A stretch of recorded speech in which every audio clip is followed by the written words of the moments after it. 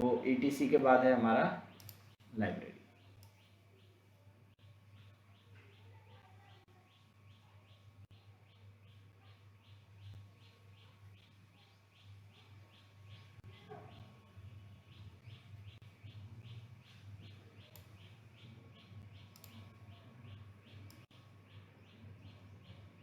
मतलब आपको ऐसे सारे फोल्डर नहीं याद रखने हैं, बट कुछ कुछ फोल्डर्स होते हैं जो हम लोग बार बार यूज करते हैं, वो हम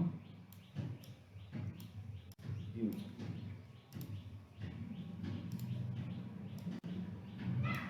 तो अगला फोल्डर है हमारा लाइब्रेरी। ठीक है, तो देखो कई बार क्या होता है कि ऑपरेटिंग सिस्टम को, ऐसा नहीं कि ऑपरेटिंग सिस्टम इंस्टॉल किया और चलने लगा, ऑपरेटिंग सिस्टम भी बहुत सारी लाइब्रेरीज को यूज करता है। आर्किटेक्चर में भी देखा था हमने कि लाइब्रेरीज भी होती हैं। तो लाइब्रेरीज कहाँ स्टोर होती हैं? इस फोल्डर में। This folder contains all the library required by any software या एनी पैकेज और बाय ऑपरेटिंग सिस्टम। ठीक है, अगर ऑपरेटिंग सिस्टम को कोई लाइब्रेरी चाहिए, जैसे कि अगर मैं बोलूँ कि टॉमकैट एक सॉफ्टवेयर है और टॉमकैट को चलने के लिए जावा चाहिए, पर जावा को चलने के लिए भी खुद 8-10 लाइब्रेरीज की जरूरत पड़ती है, तो वो सब कहाँ इंस्टॉल हो जाती है? यहाँ पे जाके। तो लाइब्रेरीज कहाँ पे रहेंगी? इसके लिए लाइब्रेरी क्यों रिक्वायर रहती है, मैं लिख देता हूँ कि libraries are add on plugin या एड ऑन फाइल्स बोल सकते हो, रिक्वायर टू रन OS और पैकेज। उस पैकेज को चलने के लिए कुछ एड ऑन फाइल्स की जरूरत पड़ती है, वो इसमें मिलेगी। क्लियर है? और प्रॉप फोल्डर देख लेते हैं।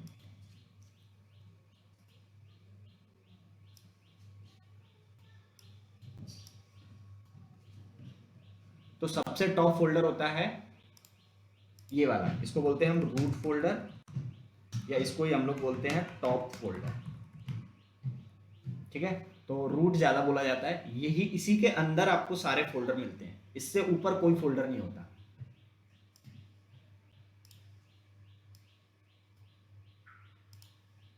अगला फोल्डर है हमारा प्रॉप। तो देखो लाइब्रेरी के अंदर पहले एक बार देख लेते हैं कि क्या है। तो मैं लाइब्रेरी के अंदर जाता हूँ, एलएस करता हूँ, तो देखो ये सब लाइब्रेरीज हैं जो ऑपरेटिंग सिस्टम को चलने के लिए चाहिए। देखो जैसे पाइथन को चलने के लिए भी कुछ लाइब्रेरी चाहिए, वो उसने यहाँ रखी हुई है। SSH को चलने के लिए कुछ लाइब्रेरी चाहिए, तो वो यहाँ हम लोग इन लाइब्रेरीज को डिस्टर्ब नहीं करते, बस ये अपने आप आ जाती हैं। कुछ एड ऑन हमें चाहिए होता है, मान लो हमारा कोई सॉफ्टवेयर को बोल रहा है कि ये लाइब्रेरी मिसिंग है और हमें वो मैनुअली डाउनलोड करके रखनी होगी, तो हम कहाँ रखेंगे? इस लिब फोल्डर में। उसके बाद लिब के बाद और कौन सा हमने देखा अभी? ETC। तो ETC के अंदर जाके देखते हैं कि ये देखो, ये है कॉन्फ़िगरेशन फाइल्स। कोई भी चेंजेस करने हो किसी भी सॉफ्टवेयर के कॉन्फ़िगरेशन में, तो आपको इन्हीं फाइल्स में चेंजेस करने होंगे। ठीक है, तो इनमें से कुछ कुछ हम लोग यूज़ करते हैं, बाकी कुछ OS द्वारा मैनेज किए जाते हैं, तो उसको हम लोग नहीं यूज़ करेंगे। अब है एक प्रॉक CD। प्रॉक के अंदर जाता हूँ मैं, LS करता हूँ, तो देखो इसमें ना सब कुछ ऑपरेटिंग सिस्टम से रिगार्डिंग या प्रोसेस के रिगार्डिंग जितनी भी चीज़ें हैं ना, वो सब इसमें है। CPU info, load average, mounts, ये सब डायरेक्टरी में आ रहा है क्या सब? हाँ हाँ, ये देखो अभी मैं प्रॉक में हूँ, प्रॉक फोल्डर में, प्रोसेस फोल्डर में। इससे पहले मैं लिब वाले में गया था, उससे पहले तो मैं ये ETC में गया था। तो ये सारी डायरेक्टरीज आपने बनाई है क्या? नहीं नहीं, ये लिनक्स की है, तभी तो हम लोग ये लोग पढ़ रहे हैं कि file system of Linux, okay. ये पहले से आता है। हम बनाएंगे वो अलग होगा, file system of Linux.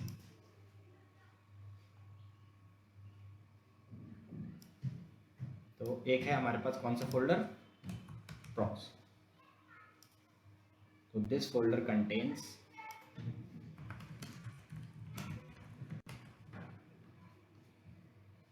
All the process information. Process क्या होती है? तो कुछ भी चलता है तो वो एक प्रोसेस चलाता है, क्योंकि CPU प्रोसेस को ही मैनेज करता है।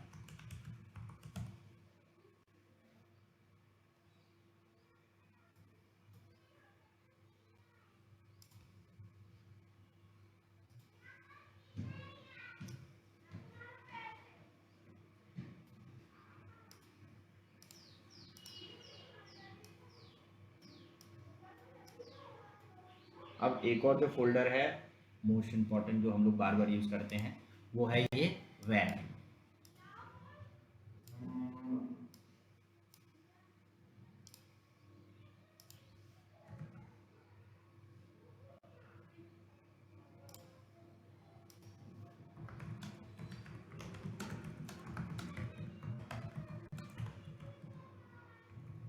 जो भी वेरिएबल्स हमें रिक्वायर्ड होते हैं वो सारी फाइल्स इसमें हमारे पास रहती है। जैसे कि मुझे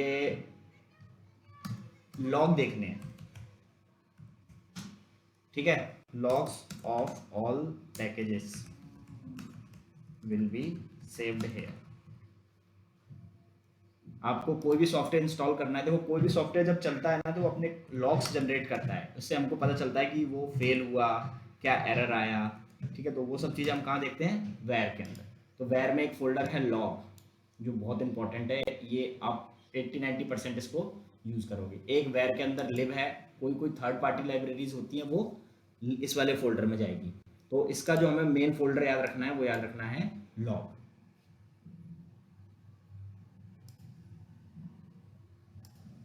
Logs of the packages will be saved here.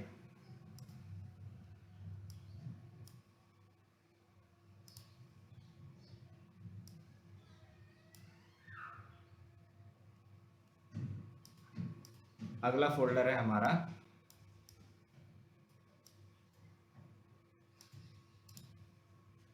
ये, ठीक है, और एक होम जो हमको बताना। इतने ही फोल्डर हमें मोस्टली बताने पड़ते हैं।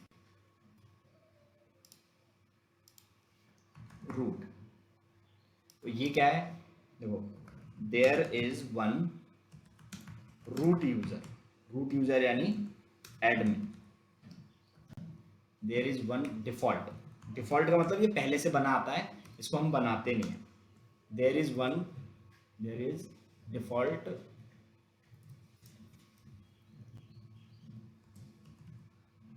default root user that is called admin in Linux, ठीक है।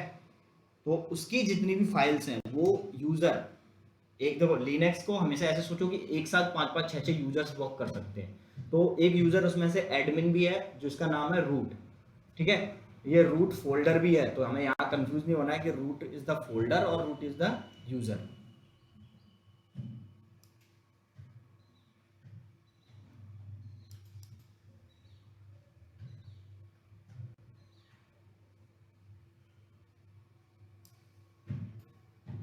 तो ये एज अ रूट यूजर ही हम काम कर सकते हैं ना, एज अ एडमिन तो काम कर नहीं सकते हम।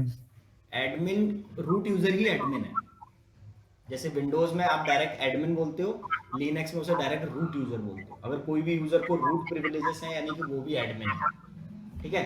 बट एक रूट नाम से यूजर रहता है। जैसे देखो अभी मैं हु एम आई लिख रहा हूँ तो मैं कौन सा यूजर हूँ, मेरे यूजर का नाम है इंटेल। अब मैं रूट यूजर बनता हूँ तो उसके लिए कमांड है sudo su, ठीक है। तो ये मुझसे पासवर्ड मांग रहा है, ठीक है। अब देखो मैं कौन सा यूजर बन गया, अब मैं चेक करता हूँ हु एम आई, तो बोल रहा है you are the root user. ये पासवर्ड कौन सा है जो हमारा ये मैंने रखा हुआ है अपने यूजर को चेंज करने का, आप बताऊंगा अभी, ये पासवर्ड वगैरह सब देखेंगे। ये अच्छा आप यूजर स्विच करते हो ना आपस में, तो Linux is the multi user multitasking operating system. सबसे पावरफुल लिनक्स को अगर कोई कुछ चीज बनाती है वो यही बनाती है कि ये मल्टी यूजर है। आप एक साथ 5-5 6-6 यूजर से लॉग इन करो, वर्क करो। तो अभी मैं जब लॉग इन हुआ तो मैं इस यूजर से लॉग इन हुआ, ठीक है। बट एक यूजर हमेशा मिलेगा। तो ये ऑपरेटिंग सिस्टम एक इंटरफेस है। मैंने क्या किया है, अपने लैपटॉप में एक सॉफ्टवेयर इंस्टॉल किया है WSL, जिसकी वजह से मैं विंडोज़ में भी लिनक्स वाली चीज़ें चला पा रहा हूँ। अगर आप लोगों के पास AWS का अकाउंट है तो आप लोग नॉर्मल मशीन बनाओगे एक, और कौन से ऑपरेटिंग सिस्टम की, उबंटू की, ठीक है। तो हम लोग लिनक्स के फ्लेवर्स भी ऊपर देखें कि कौन कौन से फ्लेवर्स होते हैं। This is the most use Linux operating system in the world, तो उबंटू ही हम लोग पढ़ेंगे। तो आपको क्या करना है, AWS के होम पेज पे जाना है, जिसका भी AWS अकाउंट रेडी हो गया हो उसको सर्च करना है यहाँ पर EC2, ठीक है। EC2 में आप सर्च करोगे, आपको क्या करना है, एक लॉन्च इंस्टेंस करना है, और यहाँ पे आप मशीन किस लिए बना रहे हो, जैसे मैंने बोल दिया यहाँ पे लर्निंग के लिए बना रहा हूँ, आपकी मर्जी, आप कुछ भी लिख सकते हो। और मैं कौन सा ऑपरेटिंग सिस्टम ले रहा हूँ, उबंटू। ठीक है, ये आपको हमेशा फ्री टियर रखना है। लॉगिन करने के लिए आपको की पेयर नया बनाना पड़ेगा, क्योंकि आप नए हैं, मेरे पास पहले से बना हुआ है तो मैंने यूज़ कर लिया। और मैं मशीन को लॉन्च करता हूँ। तो ये क्या कर रहा है, AWS मेरे लिए एक सर्वर बना रहा है, और उस सर्वर में कौन सा ऑपरेटिंग सिस्टम डाल रहा है, वो उबंटू। ठीक है, अभी ये पेंडिंग स्टेट में है, जैसे ये रनिंग स्टेट में आ जाएगी आप इसको यूज़ कर पाओगे। तो इसके अंदर जब आप जाओगे ऑपरेटिंग सिस्टम में, इसको मशीन को पहले लॉगिन करना पड़ेगा। लॉगिन करने के बाद सेम वो जो चीज़ें हम पढ़ रहे हैं ना, ये सारा कुछ वो सब उसमें भी बिल्कुल सेम होगा। ये जितना भी हम पढ़ रहे हैं वो सब कुछ सेम होगा। उसके अंदर भी यही फोल्डर्स होंगे, उसके अंदर भी ये यूज़र होगा। ठीक है, तो ऑल द वर्किंग एरिया, या फिर ऐसे बोल सकते हो कि this folder is the working area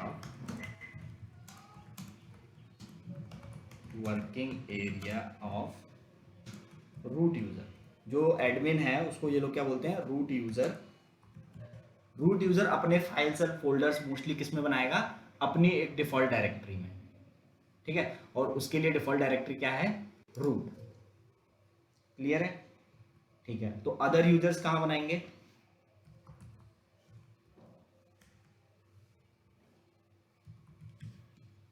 Linux file system का।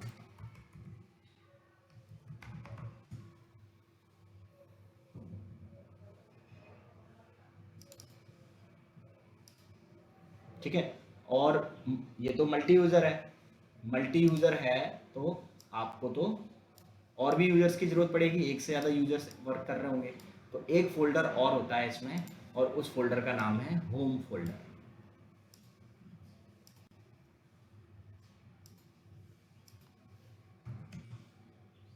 ठीक है, होम फोल्डर में क्या है, जैसे मैं यहाँ पे ls करके देखता हूँ, एक फोल्डर पीछे आया ls। तो देखो हमने एक फोल्डर अभी नहीं देखा, कौन सा, होम। ठीक है, तो ये वो फोल्डर है जिसके अंदर हर यूजर की अपनी एक डायरेक्टरी बनेगी। अपनी एक डायरेक्टरी का मतलब, अगर मेरे पास 3 यूजर्स हैं तो 3 नए फोल्डर बने होंगे। 4 यूजर्स होंगे तो 4 फोल्डर बन जाएंगे, और हर यूजर अपने अपने फोल्डर में काम करेगा। इससे क्या होगा, एक प्राइवेसी या एक सेपरेशन बना रहेगा। तो home is the folder which contains all the users home directory. Users की होम डायरेक्टरी इसके अंदर होगी। ठीक है, चेक करते हैं। मैं इसमें गया cd होम। ठीक है, ls कर रहा हूं, तो देखो मेरे पास एक यूजर कौन सा था थोड़ी देर पहले, इंटेल। तो देखो यहाँ पर एक मेरे पास फोल्डर है इंटेल। तो इंटेल यूजर अपना कुछ भी काम करेगा तो वो किस में करेगा, इंटेल में, जो भी वो पर्सनल काम करना चाहता। अब ETC में वो कौन सा काम करेगा, कुछ कॉन्फ़िगरेशन से रिगार्डिंग, तो वो ETC में आएगा ही आएगा। लिब के अंदर जो भी लाइब्रेरी वगैरह उसे इंस्टॉल करना है तो वो लिब के अंदर आएगा। ठीक है, और वेयर फोल्डर के अंदर जो भी लॉग्स वगैरह उसे देखने हो तो वेयर में। बट अगर वो कुछ काम करेगा, कुछ फाइल्स बनानी है, कुछ फोल्डर्स बनाने हैं अपने लिए, तो वो कहाँ काम करेगा, अपने एरिया में। ठीक है, अब जैसे कि मैं यहाँ पे एक यूजर बना देता हूँ, और एक यूजर का नाम रख देता हूँ, डेवऑप्स नाम से यूजर बना रहा हूँ। ठीक है,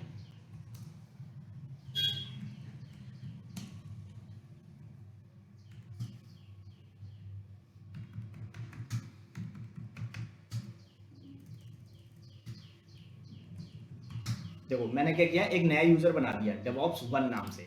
अब मैं ls करूंगा तो देखो 2 फोल्डर बन गए। तो होम फोल्डर के अंदर 2 फोल्डर बन गए।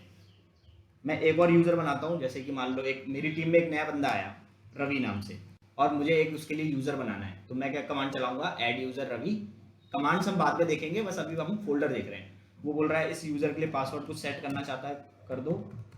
मैंने सेट कर दिया। बोल रहा है उसका नाम वगैरह कुछ रखना है, मैंने सब ऐसे ही छोड़ दिया। अब देखो मैं अभी हूँ कहाँ, पहले देखो मैं किस फोल्डर में हूँ। मैं टॉप से होम फोल्डर में हूँ, यानी कि देखो कोई भी फोल्डर कहाँ से स्टार्ट होता है, यहाँ से। तो मैं इसके अंदर कौन से फोल्डर में हूँ, होम वाले। और होम के अंदर जब मैं चलाता हूँ ls, मैंने बोला यहाँ पे लिस्ट करो क्या क्या चीज़ें पड़ी हैं। तो ये बोल रहा है आपके पास 3 यूजर्स हैं और उनके अपने अपने फोल्डर्स हैं। तो अगर मुझे चेक करना हो कि कौन कौन से यूजर्स इस लिनक्स में एग्जिस्ट करते हैं, तो बस इस फोल्डर में आओ और ls कर दो, है ना। तो अपने अपने यूजर्स के फोल्डर कहाँ बनेंगे, होम फोल्डर के अंदर। अब रवि जब यूजर लॉगिन करेगा तो वो अपने फोल्डर में ही रहेगा, इंटेल यूजर जब लॉगिन करेगा तो इंटेल फोल्डर में ही रहेगा, डेवऑप्स 1 वाला जब लॉगिन करेगा तो डेवऑप्स 1 में ही रहेगा। ये वाला इसके फाइल्स को नहीं देख सकता जब तक कि मैं परमिशन ना दे दूं।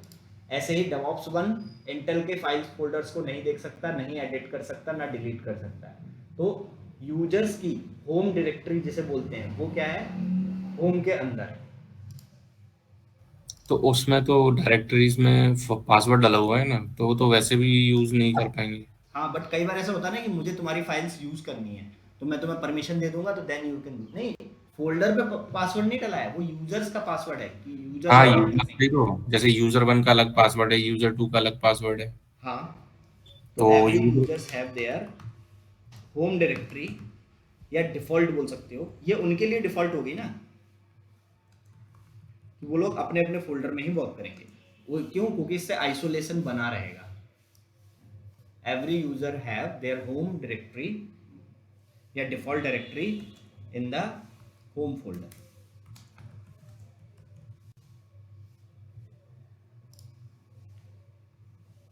क्लियर है।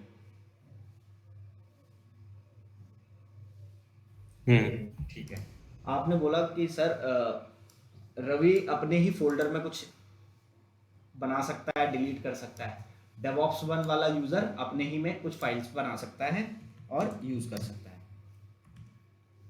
आप चाहो कि इन फोल्डर्स में कुछ बना लो तो बना नहीं पाओगे, आपको एरर आएगा कि परमिशन डिनाइड है, क्योंकि आप रूट यूजर नहीं है। आप इस फोल्डर में, इस फोल्डर में, इस फोल्डर में कुछ नहीं बना सकते। ठीक है, इस फोल्डर में कुछ नहीं बना सकते। तो फिर सर बनाएगा कहाँ, रवि सिर्फ अपने यूजर में ही बनाएगा।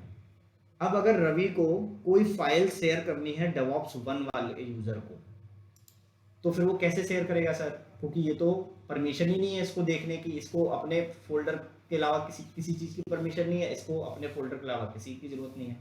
तो अगर इनको आपस में फाइल एक्सचेंज करनी होगी, कुछ टेम्पररी फाइल्स रखनी है कि कोई भी यूजर देख सकता है, यूज कर सकता है, तो वो कहाँ रखेगा।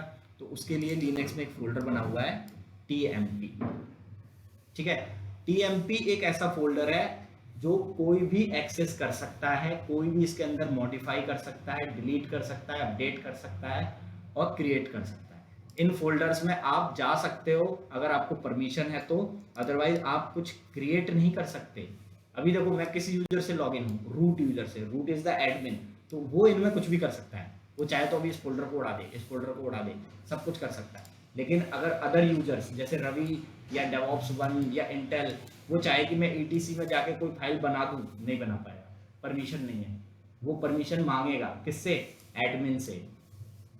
तो जो ये वाले यूजर को यूज कर रहा होगा, जैसे मान लो मैं लिनक्स पे बहुत दिन से वर्क कर रहा हूँ, मेरे पास इसके प्रिविलेजेस हैं, तो मैं आपको परमिशन दूंगा, मैं रवि को परमिशन दूंगा कि now you can create anything in this folder और you can update anything in this folder, otherwise सब में बोलेगा permission denied.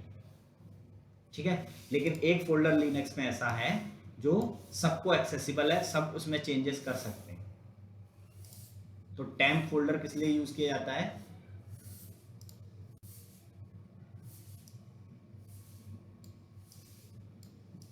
this folder contains all the temporary files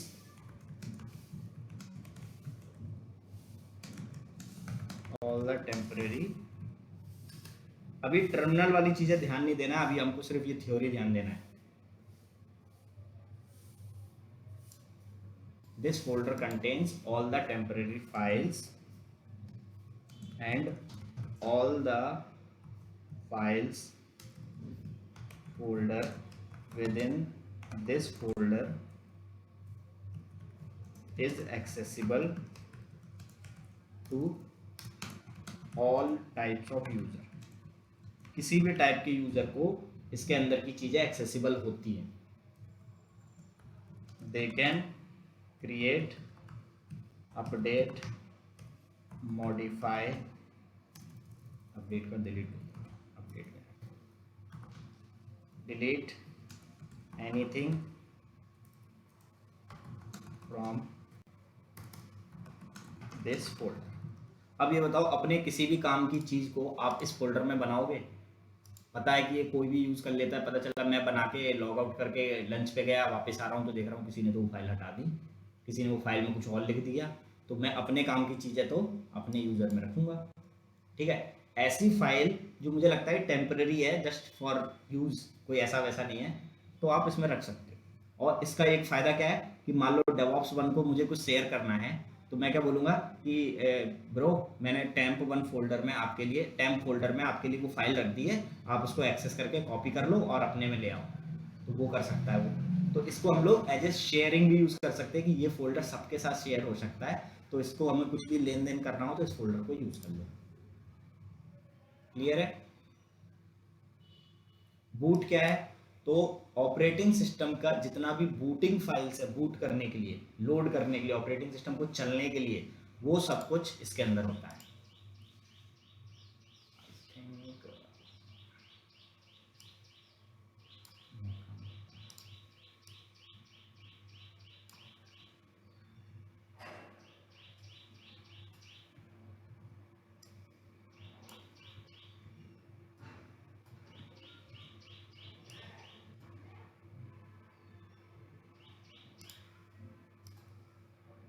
जो मेन थे वो हो गए, लेकिन ये बाकी भी कभी कभी पूछ लेगा। अगर मान लो जैसे आपने इतने ही बताया तो वो बोलेगा बूट फोल्डर क्यों यूज होता है।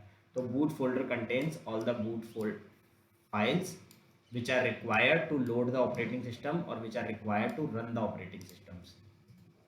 तो इसको DND है, इसको नहीं यूज करना है, मतलब टच भी नहीं करना है। This folder contains all the boot files to run the boot loader. Boot loader क्या होता है? ऑपरेटिंग सिस्टम को चालू करने में हेल्प करता है। Hence DND do not touch।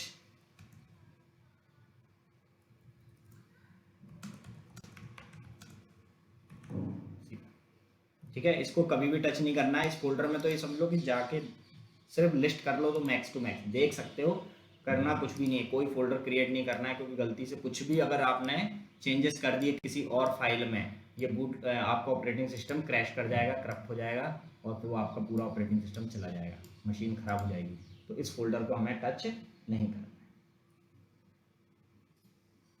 कौन सा वाला? बूट वाला। उसके बाद अगला फोल्डर है डेव। डेव फोल्डर या इसको बोल सकते हो आप डिवाइस। तो इसके अंदर क्या होता है? It contains all the device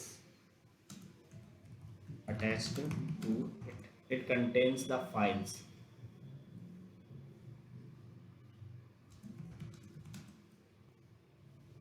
जैसे हमने उससे पेन ड्राइव अटैच की, कोई क्या कहते हैं प्रिंटर वगैरह अटैच किया, तो उसकी भी कुछ फाइल्स वगैरह जनरेट होती है ना, वो सब आपको इसमें मिलता है।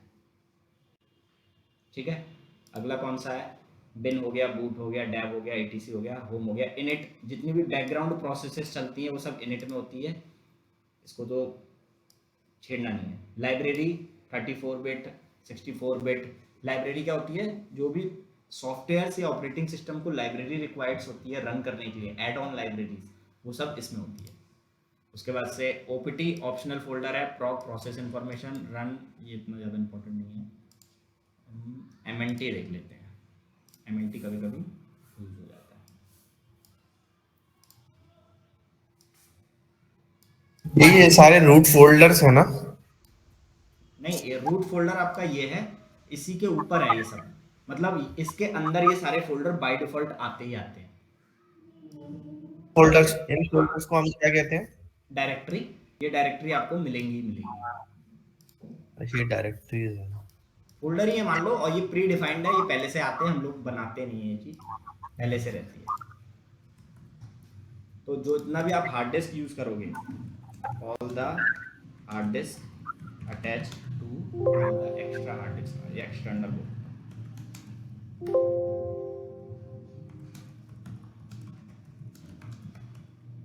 इनको केवल रूट यूजर ही एक्सेस कर सकते। सकता है कुछ डायरेक्टरीज को छोड़ वो हाँ, कुछ जैसे फोल्डर्स। वेर फोल्डर अदर भी कर सकते हैं। मोस्ट ऑफ द टाइम ये सिर्फ रूट यूजर्स के साथ होती है, लेकिन रूट यूजर क्या करेगा, उसे पता है कि आप लोगों को इस पर वर्क करना पड़ेगा, तो वो परमिशंस दे देता है। तो आपको ऐसा लगेगा कि यूज कर तो पा रहे हैं, बट वो क्यों कर पा रहे हैं, क्योंकि वो परमिशन आपके पास है। बिना परमिशंस के आप नहीं कर सकते। तो ये है लिनक्स का कंप्लीट फाइल सिस्टम। और वो आपसे पूछेगा explain the file system of Linux, तो आपको बताना पड़ेगा there is one root folder which is the top folder. इसके ऊपर कोई फोल्डर नहीं होता, ये सारे फोल्डर इसी के अंदर में है। ठीक है, जैसे कि नई ड्राइव खरीदते हैं हम, तो सी फोल्डर होता है, सी से ऊपर तो कुछ होता ही नहीं है। ये डी तो मैंने पार्टीशन किया है, सी ही टॉप है, सी के अंदर ही तो ये आता है पहले से, program files, performance logs, users, Windows. ऐसे ही लिनक्स में क्या होता है, सबसे ऊपर टॉप में होता है रूट, और रूट के अंदर ही ये सब आते हैं। क्लियर है?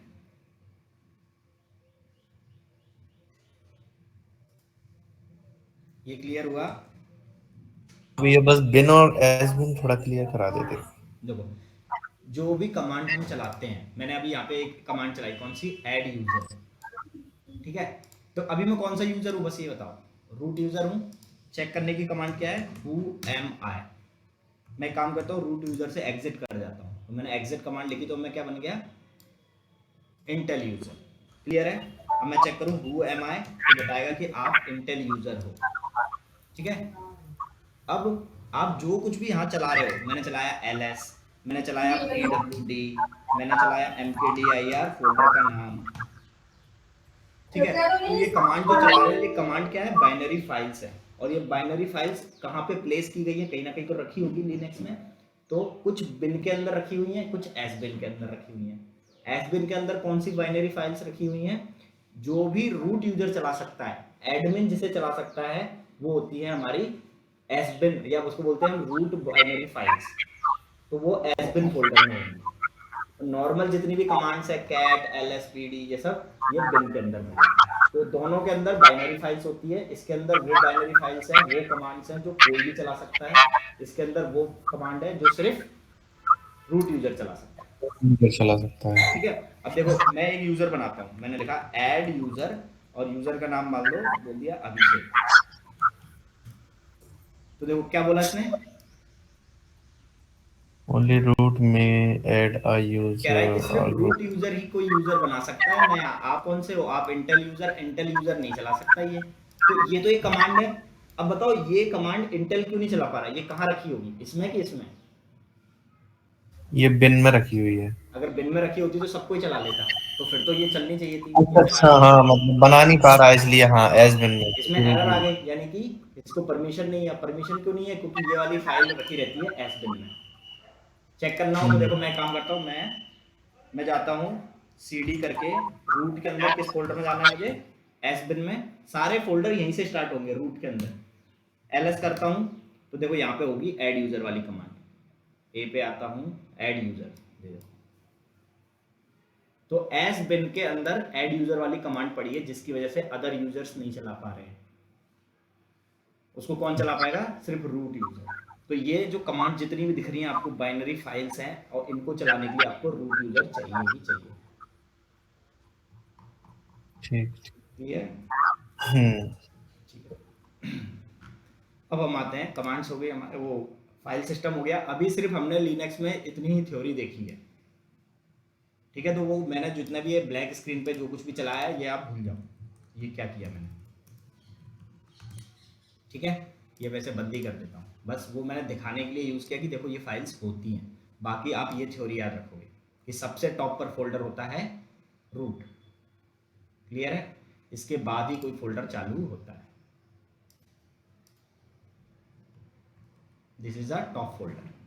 तो आपको लिनक्स में मैं बोलूँ etc फोल्डर में जाओ, तो आप क्या करोगे, पहले ये वाले फोल्डर का नाम, देन ये वाले फोल्डर का नाम। अब मैंने बोला अपने फोल्डर में जाओ, तो अपने फोल्डर में जाने के लिए पहले ये, फिर होम, क्योंकि अपना फोल्डर तो होम के अंदर मिलता है, और फिर होम के अंदर जो भी तुम्हारा नाम है उसके अंदर। तो इस तरीके से जाओगे, तो कोई कहीं भी जाने के लिए आपको ये वाला पाथ यूज करना पड़ेगा। क्लियर है? अब देखो जिसने भी AWS का अकाउंट बना लिया उसने एक मशीन बनाई, ठीक है। देखो रनिंग स्टेट में आप इस मशीन को क्लिक करके यहाँ से भी लॉगिन कर सकते हो।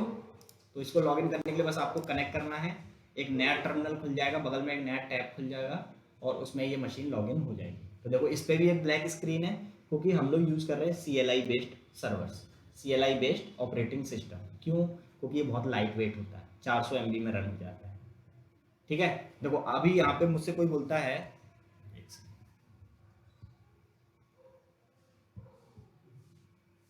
स्क्रीन विजिबल है भैया? ठीक है, मैं इसको क्लियर करता हूँ। क्लियर कमांड से क्या होता है, ये सारा ब्लैक ब्लैक क्लियर हो जाता है। मैं कौन सा यूजर हूँ बताओ? उबंटू। देखो यहाँ पे जो लिखा रहता है ना वही होता है। नहीं भी पता तो मैं एक कमांड जानता हूँ, कौन सी? Who am I। तो ये बोल रहा है आप उबंटू यूजर हो, ठीक है। देखो वो उसमें मैंने एक अपने उसमें लैपटॉप में इंस्टॉल किया था ये WSL, इससे भी आप लिनक्स की कमांड चला सकते हो अपने उसमें। तो देखो यहाँ पर भी मैं कमांड चलाता हूँ Who am I। तो यहाँ पर मैं कौन सा यूजर था? लिनक्स, इंटेल यूजर, ठीक है, हाँ इंटेल यूजर। तो Who am I कमांड किस लिए यूज की जाती है? फाइल सिस्टम समझ में आ गया ना? वो फोल्डर कौन से किस पर्पस के लिए है, यही होता है। अब हम देख रहे हैं कि बेसिक कमांड्स। तो सबसे पहली जो कमांड है वो है हमारी Who am I, जो हमने 2 बार यूज कर। तो ये किस लिए होता है? It is check to know the current user. Current user कौन सा हूं मैं, वो चेक करने के लिए यूज किया जाता है। It is used to check the current user. आपको करंट यूजर चेक करना है कि आप कौन से यूजर से लॉगिन हो, तो उसके लिए ये कमांड यूज की जाती है, ठीक है। उसके बाद से अगली कमांड होती है sudo shu to become a root user, ठीक है। आप रूट यूजर बनना चाहते हो तो आपको कमांड चलानी होती है sudo shu। इसको और डिटेल में देखेंगे, अभी बस कमांड्स लिख रहे हैं छोटी छोटी जो हम लोग यूज करेंगे बार बार। नोट इसमें क्या लिखना है कि इफ यू हैव प्रिविलेजेस, अगर आपके पास प्रिविलेजेस है to become a root user then only it will work. अगर आपके पास परमिशन है कि आप रूट यूजर बन सकते हो तो ही ये वर्क करेगी, अदरवाइज नहीं करेगी। तो देखो मैं यहाँ पर आया, मैं अभी कौन सा यूजर हूँ? इंटेल। और मैं यहाँ पे कौन सा कमांड चलाऊं? sudo shu। देखो लिनक्स में सारी कमांड स्मॉल लेटर में होती है, तो अगर कोई कैपिटल में लिखेगा एरर आ जाएगी, ठीक है। ये मुझसे बोल रहा है इंटेल का पासवर्ड बता दो जो आपका है, उससे आप रूट यूजर बन जाओगे। तो देखो ये बन गया मैं। अब मैं चेक करता हूँ Who am I, तो बोल रहा है आप रूट यूजर बन गए। सिमिलरली ये वाली मशीन है, ऐसे तो कोई भी नॉर्मल यूजर रूट यूजर बन सकता है अगर उसको परमिशन है तो। जैसे देखो उबंटू को परमिशन है तो वो बन पाएगा, वरना वो नहीं बन पाएगा। तो सबसे पहले तो अगर आप चलाओगे sudo shu, अब देखो इसे परमिशन होगी तो बन जाएगा, वरना एरर दे देगा। है परमिशन देखो तभी बन गया। देखो यहाँ पे रूट लग गया। अब मैं यहाँ पे चेक करूँ Who am I, तो भी क्या बताएगा? आप रूट यूजर हो। वो परमिशंस कहाँ से दिखती है कि इसको क्या क्या परमिशंस है? परमिशन वाला एक पूरा का पूरा एक टॉपिक है। हम लोग लिनक्स को टॉपिक्स में बांटेंगे, file permission, user permission, type of user, how to provide the access to है यूजर, किसी फाइल की परमिशन देनी हो, यूजर को कमांड की परमिशन देनी हो, तो वो एक अलग टॉपिक है। हम लोग धीरे धीरे आएंगे, अभी बस स्टार्ट कर रहे हैं कि अगर आप हो तो बन जाओगे, ठीक है। तो 2 कमांड हमने देख ली, इसमें कोई दिक्कत? ये 2 कमांड में सारी कमांड स्मॉल लेटर्स में चालू होती हैं, ठीक है। स्पेस जहां पे रिक्वायर्ड है आपको वहां स्पेस देना पड़ेगा। अब अगली कमांड है ls to list the files and folder. आप जिस फोल्डर में भी हैं इन करंट डायरेक्टरी, यानी आप जिस डायरेक्टरी में हो, जिस फोल्डर में हो, उसके अंदर कौन कौन सी फाइल्स पड़ी है, फोल्डर्स पड़े हैं, वो चेक करना हो तो ls कमांड। जैसे ये अभी कौन से फोल्डर में बता रहा है मुझे, मैं इसमें हूँ, ठीक है। मुझे बस ये चेक करना है कि यहाँ पे कौन कौन सी फोल्डर एंड फाइल पड़ी है। देखो बहुत सारी पड़ी है, देख रहे हो।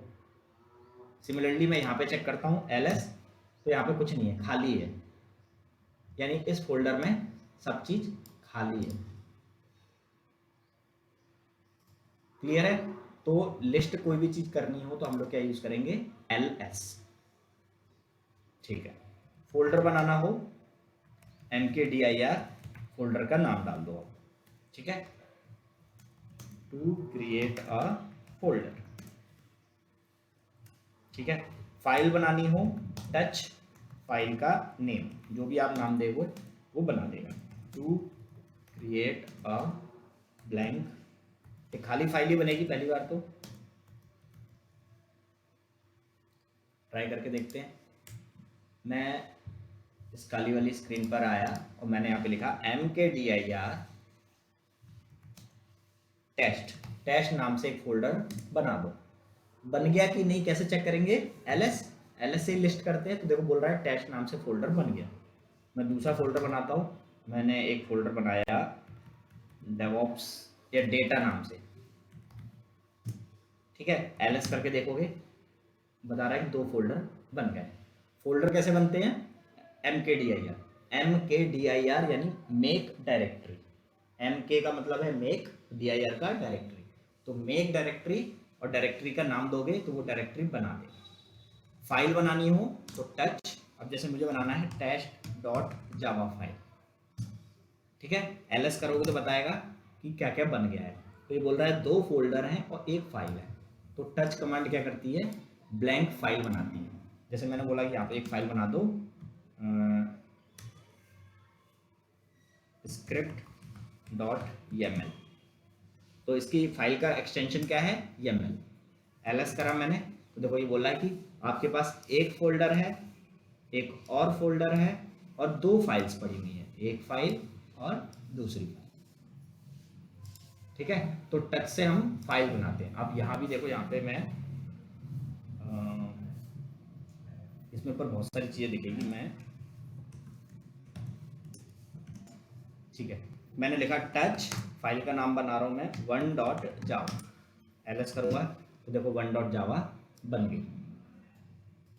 मैंने लिखा टच test.txt, तो देखो ls करो, आपको ls से दिखता है कि क्या चीज़ है, क्योंकि देखो यूआई में क्या होता है, आप यहाँ जाके देख लेते हो क्या क्या पड़ा हुआ है, बट यहाँ यूआई तो है नहीं। यहाँ आपको हर चीज़ कमांड से करनी पड़ती है, हर चीज़ आपको कमांड से करनी पड़ेगी।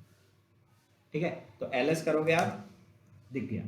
फोल्डर बनाना है mkdir test3, ls करो, देखो 3 फोल्डर बन गए। test3 is the 3rd folder. Clear है। 1.java ये मैंने ऊपर बनाई थी टच करके, तो टच करके क्या बनती है, फाइल टच 2.java। ठीक है, ls करो, देखो 2.java बन गई। क्लियर है। तो फाइल और फोल्डर बनाने के लिए हम लोग mkdir और टच यूज करते हैं। अब मुझे चेक करना है कि इस मशीन में कितनी रैम है, तो रैम चेक करने के लिए कमांड है free-h to check the RAM of Linux OS। देखो यहाँ तो मैं सीधा गया विंडोज में सिस्टम इंफॉर्मेशन लिखा और ये उसने बता दिया कि भाई आपके में 32 GB रैम है, बट ये तो यूआई है इसलिए दिख गया। लिनक्स में तो ऐसा कर नहीं सकते, लिनक्स में हर चीज़ किससे होती है, कमांड से। ठीक है, तो मुझे कमांड लिखनी पड़ेगी। थोड़ा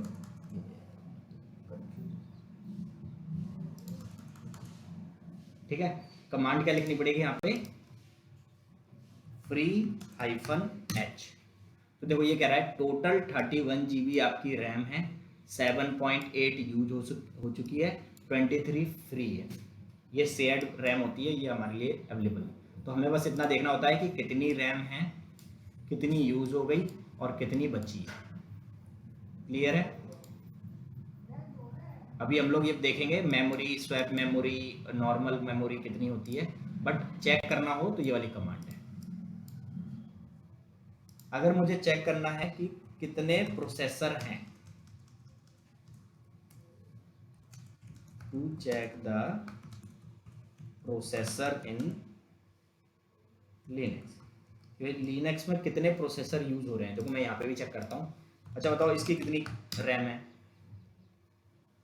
इस वाले जो मैंने AWS से लिए मशीन लिनक्स की, इसकी कितनी रैम है? 950 MB 1 GB। हाँ मतलब 1 GB के आसपास। देखो रैम ऐसे होती है 1 2 4 है ना, तो वो नंबर में ऐसा दिखा देता है कभी कभी 950 980, लेकिन ये 1 GB है। 1 GB में से 175 MB यूज हो गई है, 373 MB अवेलेबल है, कुछ बफर मेमोरी में यूज हो रही है, यानी फाइनल अवेलेबल ये दिखता है। देख रहे हो 1 GB रैम है, मात्र 1 GB रैम, और मशीन कितनी अच्छी चल रही है, उसमें भी 600 MB तो खाली पड़ी है। तो यही तो एडवांटेज है CLI बेस्ड ऑपरेटिंग सिस्टम का, कि ये 1.5 GB में इंस्टॉल हो जाता है और 400 MB में तो चल लेता है। इसको चलने के लिए 400 MB तो चाहिए। देखो यहाँ पे 600 MB मेरी खाली पड़ी है, देख रहे हो, 3 बल्कि 174 MB से ही चला रहा है ये। अब मुझे चेक करना है कि कितने प्रोसेसर हैं, तो nproc, तो कितने प्रोसेसर है इस वाली मशीन में, मैं अपने वाले में चेक करता हूँ nproc, तो 8। तो मेरा लैपटॉप 8 कोर प्रोसेसर है, ऑक्टा कोर, ये सिंगल कोर प्रोसेसर है, इसमें एक ही प्रोसेसर है। तो nproc कमांड्स हम लोग यूज करते हैं। अब मुझे चेक करना है कि कितना स्टोरेज है, तो df space -h to check the storage of Linux. ठीक है, तो मैं पहले यहाँ पर आया, इस पे चेक करता हूँ मैं df-h। ठीक है, तो देखो ये वाला ध्यान देना है जो इस वाले फोल्डर से अटैच है। अभी हम लोग और डिटेल पे देखेंगे सब क्या है, बट अभी इतना ध्यान देना है कि इस कमांड में जो इस रूट फोल्डर से अटैच है, क्योंकि फाइल सिस्टम में रूट ही होता है, तो जो इस फोल्डर से अटैच वाली लाइन है ना, उससे पता चल रहा है कि 7.6 GB यानी 8 GB है, 1.5 GB यूज हुआ है, 6 GB के आसपास खाली है। और यही हमने लिखा था कि 1.5 GB में ये इंस्टॉल हो जाता है। ठीक है, अब मैं अपने में यही चीज़ चेक करता हूँ df-h, ये वाली चीज़ पे ध्यान देना है। तो ये बोल रहा है 494 GB टोटल साइज है, 85 GB यूज हो रहा है, इतना अवेलेबल है, यानी कि ये मेरा C ड्राइव के अंदर ही है। तो ये इसको बता रहा है 494 वाला GB कि 494 GB आप लोग यूज कर रहे हो। और ये यहाँ पर क्या बता रहा है कि 8 GB आपके साइज है। तो सबसे पहले तो अगर मैं आपसे बोलता हूँ कि कोई भी मशीन यूज करोगे तो यही तो देखोगे कि रैम कितनी है, प्रोसेसर कितना है, स्टोरेज खाली है कि नहीं, देन आप कोई भी काम स्टार्ट करोगे।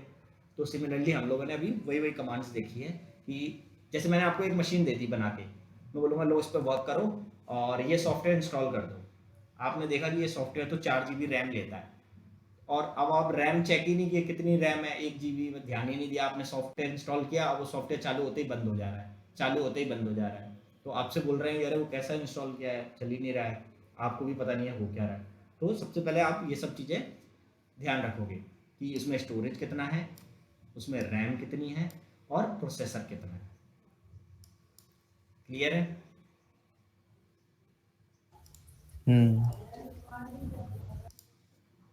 अब अगली कमांड है exit, to exit a current user. जो भी यूजर आप हैं उससे एग्जिट करना चाहते हो तो आपको यूज करना पड़ेगा एग्जिट कमांड। जैसे कि मैं यहाँ पर कौन सा यूजर हूँ, रूट, और मैं रूट यूजर से एग्जिट करना चाहता हूँ तो मैं लिखूंगा एग्जिट। देखो रूट यूजर हट गया, कौन सा यूजर बन गया वापस से, इंटेल। ऐसे ही इसके अंदर देखो हमको ये नहीं रटना है कि इंटेल ही होता है कि उबंटू ही होता है, वो डिपेंड करता है कि आप ऑपरेटिंग सिस्टम कौन सा ले रहे हो, बट रूट हमेशा रहता है चाहे कोई भी मशीन हो। इसके अंदर देखो मैं एग्जिट लिखता हूँ तो रूट यूजर हट के क्या बन गया, उबंटू बन गया। अब मैं दोबारा से एग्जिट लिखूंगा तो क्या होगा, कोई बता सकता है? एग्जिट हो जाएगा भैया, लॉग आउट हो जाएगा। हाँ, उबंटू यूजर भी लॉग आउट होगा। तो एग्जिट देख के चलाना है। अब उबंटू ही हो और फिर उबंटू से कहाँ बाहर जाओगे, उबंटू से तो सीधा आप एग्जिट कर जाओगे, मतलब मशीन से ही बाहर आ जाओगे। क्लियर है? अगर हमने कोई और यूजर बनाया है इंटेल के अलावा, जैसे अभी अपन ने रवि बनाया था, तो उसमें उसके थ्रू लॉगिन करते हैं तो कैसे होगा? तो पहले आप नॉर्मल रवि के थ्रू लॉगिन होगे, अब लॉगिन कैसे करना है ये पूछ रहे हो? नहीं मतलब जैसे अभी इंटेल यूजर है डिफॉल्ट, या फिर यहाँ पे उबंटू यूजर है डिफॉल्ट, हाँ तो जैसे मुझे किसी और यूजर के थ्रू लॉगिन करना है ठीक है, तो हम लोग एक काम करते हैं, फिर एक यूज़र बना देता हूँ मैं, ऐड यूज़र, और यूज़र बना दिया रवि। ठीक है, सबसे पहले तो ये बोल रहा है कि सिर्फ रूट यूज़र ही चला सकते हो, तो मैं ठीक है इसको पहले रूट यूज़र बन जाता हूँ। रूट यूज़र बन गया। अब मैंने बोला एक यूज़र को बना दो रवि नाम से। ठीक है, पासवर्ड मांग रहा है इसका।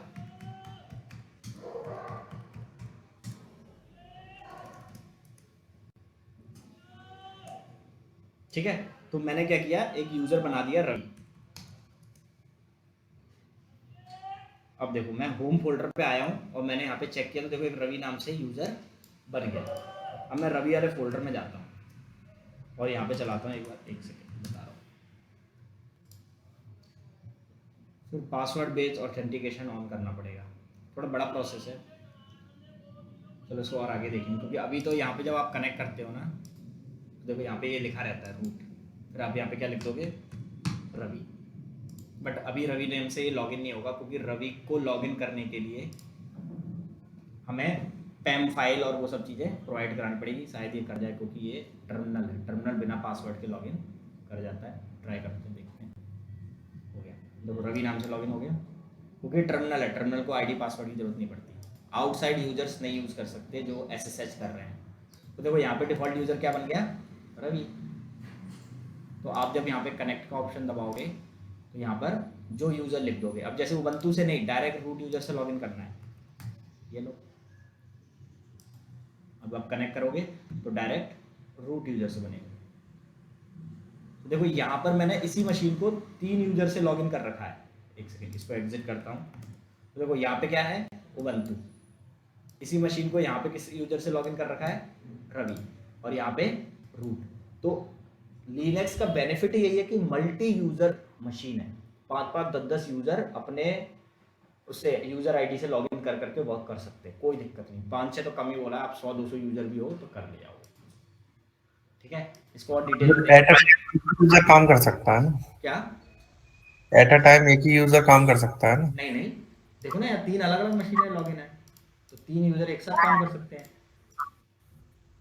अच्छा, हाँ। विंडोज में मैक्सिमम 3 कर सकते हैं, लिनक्स में तो एक साथ 10-10 यूजर काम कर सकते हैं। अभी हम यूजर्स पे आएंगे, यूजर कैसे बनाते हैं, यूजर लॉगिन कैसे करते हैं, उसका पासवर्ड कैसे डिसाइड होता है। फिर मैं आप लोगों को अपने अपने यूजर बना के दूंगा, कहूँगा आप लॉगिन करो। देखो आप 500-6 लोग एक साथ लॉगिन कर पाओगे।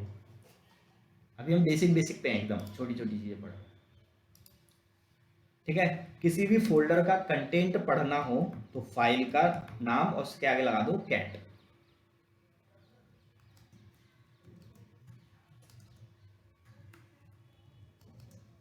ठीक है, तो फाइल का नाम आप जो भी आपने फाइल बनाई उस फाइल को कैट कर सकते हो। कैट करने का मतलब है पढ़ना। To read the content of the file. वो एडवांस चीज़ें नहीं ध्यान रखनी है, बस इतना ध्यान रखना है कि अभी सिर्फ ये पढ़ा है हमने और फाइल सिस्टम पढ़ा है। ठीक है, जैसे एक नैनो वाली कमांड भी यूज होती है ना, वो वो क्या एडिटर होती है? एडिटर है वो। Cat is use to read the content. जैसे कि मैं एक एलएस करता हूँ, यहाँ पे देखो इतनी सारी फाइलें पड़ी हैं। ठीक है, अब मैं चाहता हूँ कि ये वाली फाइल का कंटेंट पढ़ के दिखाऊँ, मतलब पढ़ना चाहता हूँ मैं, तो मैं लिखूँगा कैट और फाइल का नाम क्या है, ztrace.dll। तो देखो इसके अंदर का कंटेंट पढ़ रहा है। ठीक है, जो कुछ भी लिखा है वो पढ़ के दिखा रहा है। तो आप कुछ भी पढ़ना चाहते हो तो आप कैट से पढ़ सकते हो। तो ये तो हो गया पढ़ने के लिए। अब कुछ भी लिखना हो तो नैनो फाइल का नाम, टू एडिट अ फाइल। जैसे कि हमारे पास ये फाइल है, जैसे कि मैं बोलूँ डाउनलोड्स में कौन सी फाइल पड़ी है, नैनो से क्रिएट भी कर सकते हैं ना। हाँ अभी थोड़ा और डिटेल में देखेंगे नैनो को। जैसे कोई भी एक फाइल है, एग्जांपल में डॉक्यूमेंट्स में जाता हूँ, जैसे ये फाइल है, मुझे यहाँ पे एडिट करना है, तो आप इसको डबल क्लिक करोगे, एडिटर खुल गया। तो ये कौन सा एडिटर खुला है, नोटपैड, है ना। राइट क्लिक करके इसको ओपन विथ करके देखो और भी ऑप्शन है मेरे पास, WordPad, Visual Studio note और नोटपैड प्लस प्लस। तो मेरी डिपेंड करता है कि मैं कौन सा एडिटर यूज़ कर रहा हूँ। ठीक है, सिमिलरली यहाँ पर लिनक्स में भी 2 एडिटर बहुत पॉपुलर हैं। एक है आपका nano, to edit a file via nano editor, और अगला है आपका VI, विम एडिटर जिसे बोलते हैं, to edit a file via vim editor. तो कितने एडिटर लिनक्स में फेमस हैं? 2। इसके अलावा एक और होता है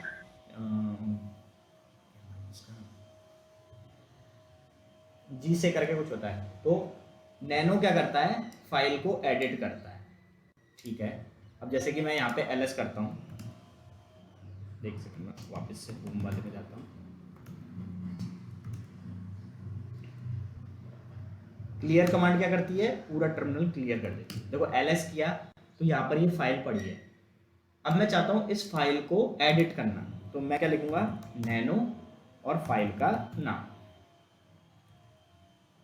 ठीक है। तो नैनो देन फाइल का नेम जैसे ही आप लिखोगे तो ये एक एडिटर ओपन कर देगा। तो आप एंटर लिखो, देखो एंटर करते ही ये एक एडिटर खुल गया और ये GNU नैनो एडिटर है, ठीक है। GNU समझ में आ रहा है? GNU क्या है? कल पढ़ाया था मैंने, GNU क्या था? ये कम्युनिटी थी ना एक जो रेवोल्यूशन क्रिएट था, की थी। एक हाँ, एक कम्युनिटी बनाई गई थी जिसमें कि उनका काम था कि हम लोग फ्री में चीजें बनाएंगे, सॉफ्टवेयर्स, ऑपरेटिंग सिस्टम्स वगैरह। तो नैनो भी तभी बना था। तो नैनो GNU कम्युनिटी ने बनाया था। GNU एक रेवोल्यूशन था जिसमें कि वो लोग फ्री सॉफ्टवेयर्स बनाते थे, तो इसीलिए इसके वर्ड के आगे GNU लगा है। सॉफ्टवेयर या एडिटर का नाम क्या है? नैनो। जैसे यहाँ पर हम लोग इसको एडिट कर रहे हैं नोटपैड से, ठीक है। तो नोटपैड क्या है? एक सॉफ्टवेयर, ठीक है। आप यहाँ पे सर्च भी करोगे ना नोटपैड, देखो नोटपैड एक सॉफ्टवेयर है। सिमिलरली लिनक्स में नैनो एक सॉफ्टवेयर है, एक पैकेज है, बट इसको डिजाइन किसने किया है? GNU ने। अब आपको यहाँ जो कुछ भी लिखना है, दिस इज आप नॉर्मल लिख सकते हो, सैंपल फाइल। अब लिख तो दिया, लेकिन लिनक्स में ना थोड़ा सेव करना बहुत मुश्किल है। जैसे मान लो मैंने इसको ओपन किया, मुझे यहाँ कुछ भी लिखना है, मैं लिख के बस Ctrl+S करके सेव कर देता हूँ। बट लिनक्स में ऐसा नहीं है, आपको ये नैनो एडिटर में कुछ भी लिखना है आप लिखो, आप नैनो फाइल का नाम बताओ, ये ऐसा ओपन हो जाएगा ब्लैक स्क्रीन, आपको जो भी कुछ लिखना है लिखो। इसको सेव कैसे करते हैं? तो ये थोड़ा सा कॉम्प्लेक्स है। तो सेव कैसे करना है? देखो Ctrl+X दबाना है, देखो यहाँ पे कुछ चेंज हुआ। उसके बाद आपको Y दबाना है और देन आपको एंटर दबाना है। तो 3 चीज़ें दबानी पड़ती है सेव एंड एग्जिट करने के लिए। फिर देखो मैंने यहाँ पे ls किया तो मुझे ये 4 चीज़ें दिख रही हैं, 2 फोल्डर हैं, 2 फाइल हैं, ठीक है। तो ये वाले फाइल में मैंने अभी लिखा था, कोई भी चीज़ लिखी हुई पढ़ना हो तो कौन सी कमांड होती है? कैट। तो मैं देखो कैट करके देखता हूँ, जो मैंने लिखा था वो मिला क्या? कैट और फाइल का नेम। तो देखो ये दिखा रहा है कि हाँ आपने एक लाइन लिख रखी है, ठीक है। अब इस फाइल को दोबारा से एडिट करना है तो आप क्या लिखोगे? नैनो। जब भी एडिट करना हो आपको नैनो यूज करना पड़ेगा, और फाइल का नाम। एंटर किया तो देखो ये फिर से वो ब्लैक स्क्रीन खुल गई। अब आपको क्या करना है? जो कुछ भी लिखना है, I am adding a new line here, ये मैंने लिख दिया। सेव करने का सेम तरीका, Ctrl+X then Y then enter. Cat करके देखते हैं इस फाइल को। कैट क्या करता है? सिर्फ पढ़ता है कंटेंट। तो देखो ये बोल रहा है आपने 2 लाइन लिख दी। ls करोगे, अब मान लो मुझे इस फाइल में लिखना है तो मुझे क्या लिखना पड़ेगा? यहाँ पे नैनो और फाइल का नाम, ठीक है। देखो ये खाली है, अब मुझे इसके अंदर कुछ भी लिखना है, I Linux I am learning DevOps, ठीक है। मैंने ये लिख दिया, नॉर्मल लिखेगा जैसे आप लिखते हो। सेव करने के लिए फिर से Ctrl+X फिर Y एंटर, ठीक है। कैट करके आप इस फाइल को पढ़ सकते हो कि आपने जो कुछ लिखा वो लिखा है कि नहीं इसके अंदर। देखो लिखा। तो लिनक्स में आपको बार बार एडिटर की जरूरत पड़ेगी, nano is the most convenient. बाकी यूज आप VI भी कर सकते हो। VI में क्या लिखना है आपको? सिंपल है, आप लिखोगे यहाँ VI, फाइल का नेम, वही VI लिखना है बस। हाँ VI और फाइल का नेम, ये ओपन हो गई। अब देखो इसमें ना लिखने वाले मोड में जाने के लिए पहले आपको I दबाना पड़ता है, थोड़ा सा कॉम्प्लेक्स है। देखो अब लिखने के लिए भी आपको I दबाना है, जैसे आप I दबाओगे यहाँ इंसर्ट लिख जाएगा।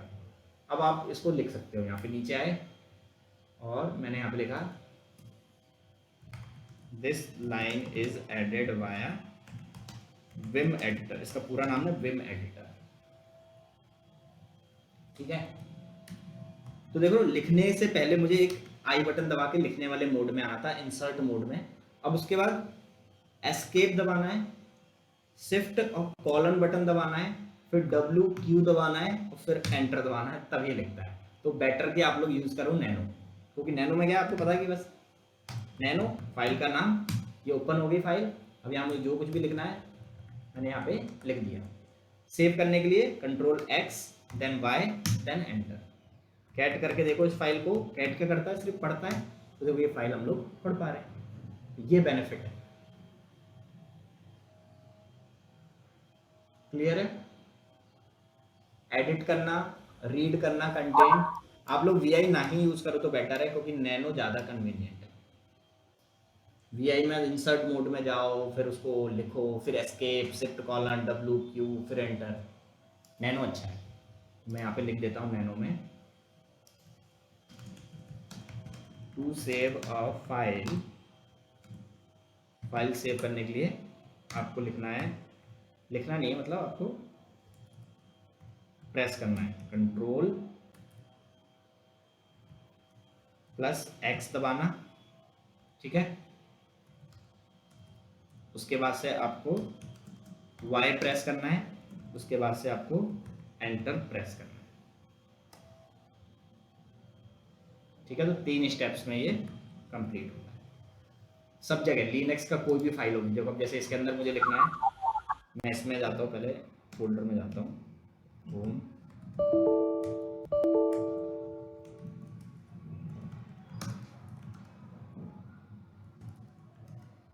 ठीक है। मैं यहाँ पे 2.java में कुछ लिखना चाहता हूँ, तो मैं कैसे लिखूंगा, नैनो फाइल का नाम 2.java। देखो क्या बोल रहा है, फाइल इज अनराइटेबल। देखो ये भी आपको ध्यान देना पड़ेगा कि यहाँ पे रेड एरर तो नहीं आ रहा, रेड एरर आ रहा है। क्यों आ रहा है, तो आप इसमें लिख नहीं सकते, आपको Ctrl+X करके बाहर आना पड़ेगा। और वो क्यों आ रहा है, क्योंकि देखो ये फाइल जिसने बनाई है वो था रूट यूजर, और रूट यूजर कहीं भी जा सकता है। वो मेरे होम डायरेक्टरी में आया और फाइल बना के चला गया। रूट यूजर की फाइल्स को कोई एडिट नहीं कर सकता जब तक कि उसे परमिशन ना दे।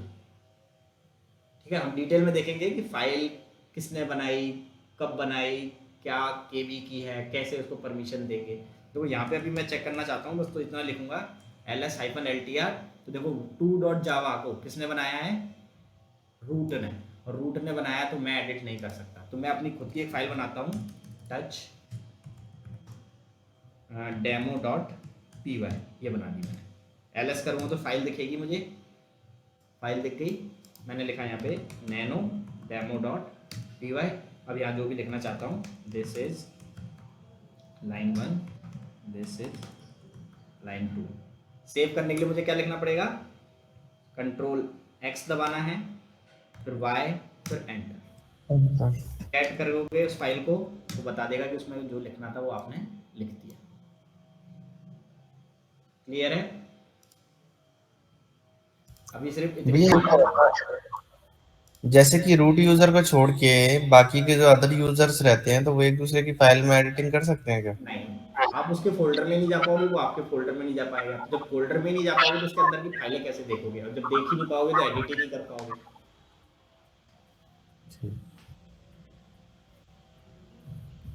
क्लियर है? हाँ ठीक है। अब देखो एक कमांड होती है यहाँ पे ट्री, अच्छा इसमें है नहीं, ठीक है चलो कल देखेंगे। अभी इतना ही प्रैक्टिस करो सब लोग, एक AWS अकाउंट बना लो या फिर यहाँ पे WSL अपने उसमें इंस्टॉल कर लो। ठीक है, तो आप भी लिनक्स की कमांड यूज कर पाओगे। अदरवाइज सबसे अच्छा तो यही है कि आप क्लाउड पे आ जाओ, क्योंकि धीरे धीरे हम लोग को क्लाउड पे ही आना है। तो मशीन बनाना, मशीन चलाना, ये सब हम लोग धीरे धीरे सीखते चलें। मशीन बनाने के बाद आप लोग हमेशा मशीन को सिलेक्ट करना, जैसे यहाँ पे क्लिक करोगे आपको क्या करना है, वापस से यहाँ EC2 सर्च करोगे, उसके उस पर जाओगे तो 1 डिवाइस दिखा रहा होगा, 1 रनिंग इंस्टेंस, उसको क्लिक करके टर्मिनेट। ठीक है, थोड़ी देर बाद देखो ये अभी टर्मिनेट स्टेट में चली गई, जो शटडाउन हो रही है, थोड़ी देर बाद लिखेगा कि ये टर्मिनेट हो गई। तो क्लाउड ने हमको एक मशीन बना के दी थी, उसने हमसे मशीन वापस ले ली। क्लियर है ये चीज?